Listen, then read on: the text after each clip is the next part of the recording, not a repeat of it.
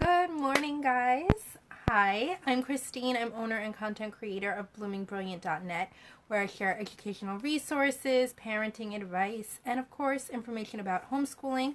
I'm a homeschool mom of two. I homeschool my daughter, who's 9 years old, and my son, who's 5 years old, right here in Brooklyn, New York. And it is Tuesday, May 7th, and I'm on time. It's 11 a.m. just now, so I know you guys might be just coming in.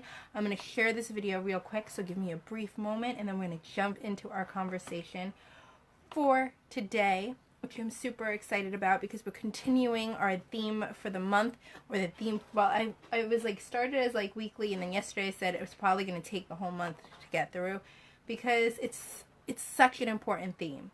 It's such an important message. It's such an important thing that we all need to be doing, and that is self-care and taking care of ourselves, especially as women, especially as mothers, especially as homeschool moms.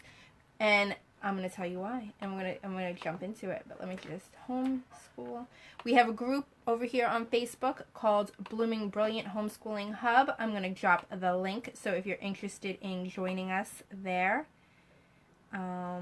you can. So here we go. Comment, and it's gonna appear. Magic. There it is. Okay, so let's jump in. Why is self-care important? We talked briefly yesterday about self-care and why it was important. I gave you guys a tip that I like, or a tool that I like to use to bring myself into the present moment, to declutter my brain, because if you can't tell, it gets cluttered. I have like thoughts and things everywhere. It helps me deal with my emotions and my feelings, and right? It just helps me. So I gave you guys a couple of tools that came from one tool, but it was a couple of tools in there. And I gave you guys that as a starting off point. I'm going to be sharing next week an email series of 5 tips or tools that you can try out in your life, and we're going to be accountable over in the group. So if you are a homeschooler or you're interested in being a part of this journey of taking care of yourself and self-care as a mom, as a homeschool mom, then you want to join us there, and I'll help you guys be accountable. You know, you'll sign in and you'll be like, yes, I'm doing it, I'm trying it out, what I thought, let me know what you thought of it, and then you'll be able to decide if you want to incorporate it into your life. So that's what the whole challenge is. So next week, it starts on Monday. We're going to send out emails giving you one tool to try out, or one technique to try out for self-care. And it's going to last for 5 days. If it goes well, which I'm thinking it's gonna, then we may extend it to another week with some more tools. In the next few weeks as well, I'm going to be talking to other moms, other women who are going to be sharing things about self-care and why it's important. So you're not only hearing it from me, then you can see like it's important from all these women that have went through things and experiences and found that what works for them, and so on and so forth. So I'm really excited to get talking with these women and sharing their articles and their experiences and being able to bring that all to you. So self-care is a huge thing, and I said we're going to be talking about it for this week and next week, and I said, it's probably going to last the whole month. And I chose May intentionally because it's Mother's Day this month. And Mother's Day is one single day, and many of us, I don't know about you, end up still doing our motherly duties. Like, you don't get like a free pass, and if you're a single mom, even more so, like, so it's a difficult time. It's a time where, yes, you do get appreciation, and that's wonderful, and where you get like a little spotlight on you, but sometimes you don't. Or sometimes you still have to, keep going, and taking care of yourself is something that we all seem to put on the very end of our list and never get to. And it's something that ends up making us feel worse, making us worse in relationships, making us worse in our families, and as the It makes us worse when we don't take care of ourselves, and yet it's something we constantly push aside.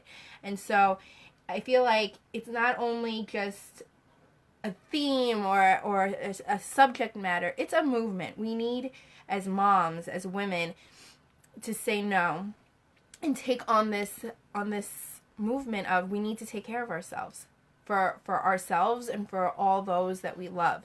Because in our mentality, something happens when we become a mom. I feel it becomes like, if I take care of myself, I'm being selfish, and something is wrong with being selfish. You know, it's not a good quality to have, and okay, understandable, and then it's kind of even on our own playing field. As a mom, you look at other moms who may then do something that makes them feel good, so whatever it may be, and you might not like agree with it or understand it, and you will throw shade at them and say, that's kind of selfish, or they're not being a good mom because they're not putting their kids' needs before them, or whatever.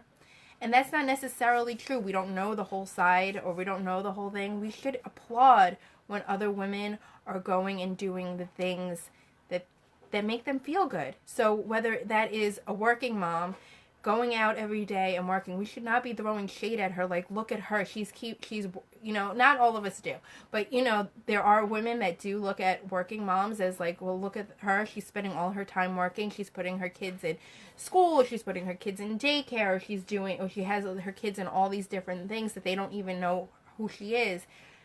We throw shade at people not even knowing their actual circumstances, their actual lives. We don't even know if they probably see their kids, but we just spin webs, all because why? We feel jealous of something, or we don't understand something completely.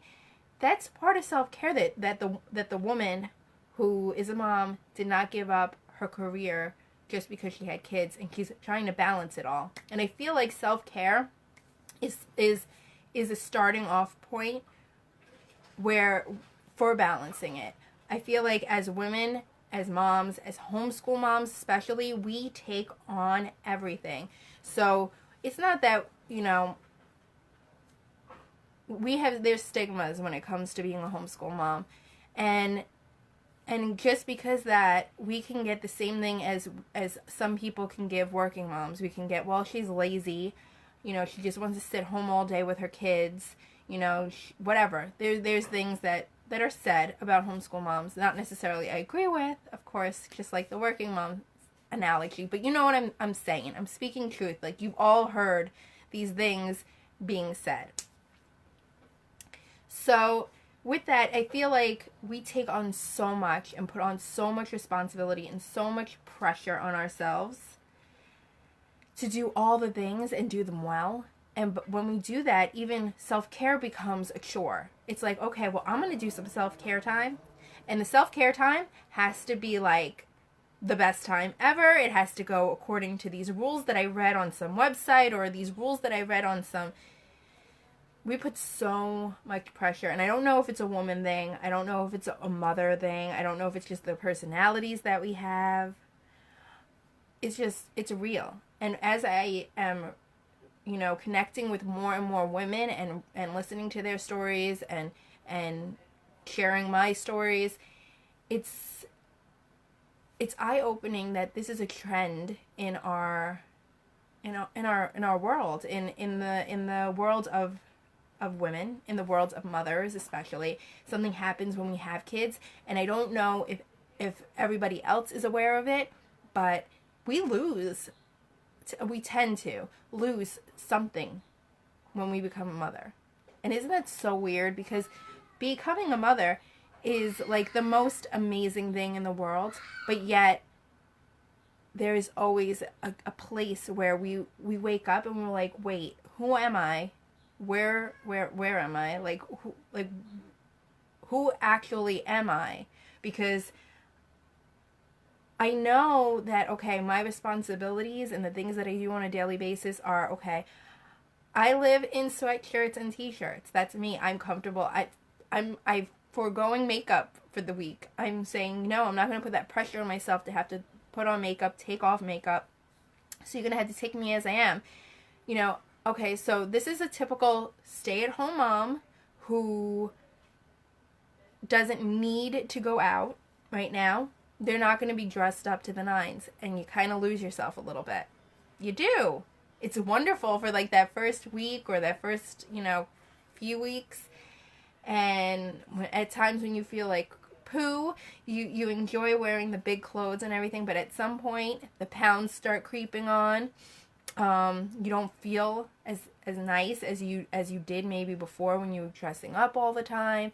Simple little things like that contribute to you losing yourself. And that kind of goes hand in hand with mothering, because you change. You change because you're not putting yourself as number one anymore. Because something happened when they handed you the baby.